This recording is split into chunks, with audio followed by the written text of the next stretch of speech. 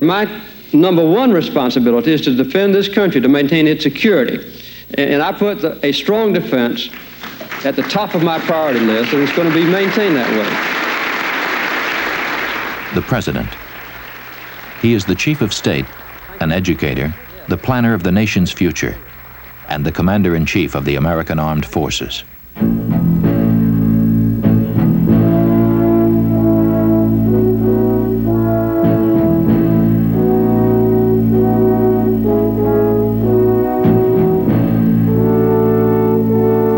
When President Carter sits down in the White House with the Secretary of Defense, he brings a hard military professionalism to the meeting. That's right. And then they'll be making plans so that if we do have a disturbance down there or some... This president is an Annapolis graduate. He spent 11 years in the Navy, and he knows what he's talking about. Exercise the forces, and then in the case of a contingency, assign the forces to them for operational command. For the last 30 years, the American president has had an awesome responsibility that no other person in the history of mankind has had. And that is really the decision as to whether or not life on this planet, civilization on this planet, will continue. The heavy responsibility never ends, and a strong military is a deterrent to the outbreak of a war.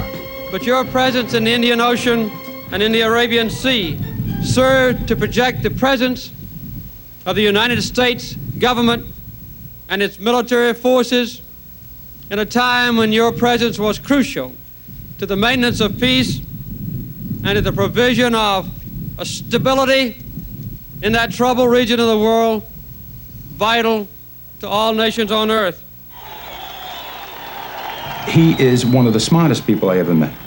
He's one of the strongest and most disciplined people I ever met. He has a very powerful religious commitment that keeps him stable, that keeps him content, that keeps him from panicking.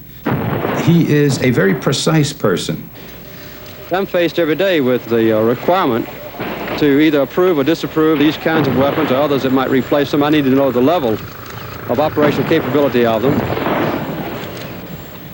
I think it's also important for our friends and allies and our potential adversaries to know that I have this intense interest in maintaining the level of training and the capability of which our armed forces obviously are capable. But even an annual expenditure of $135 and 6/10 billion does not bring the final security. The final security comes only when people and nations can eventually come together in their minds and hearts. And there is no question in my mind but that his tenacious persistence to bring both Mr. Begin and Mr. Sadat together was the one thing that paid the dividends. The Camp David Conference should be renamed. It was the Jimmy Carter Conference. Jimmy Carter is a man that doesn't need a lot of pomp and circumstance. Those that are close to him, I think, would also say that he's a firm man, that he hears both sides, that he's got mature and sound judgment.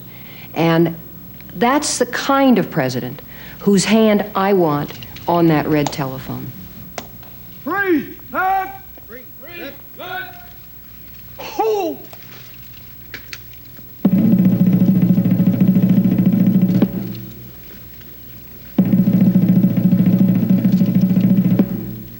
President Jimmy Carter, a military man and a man of peace.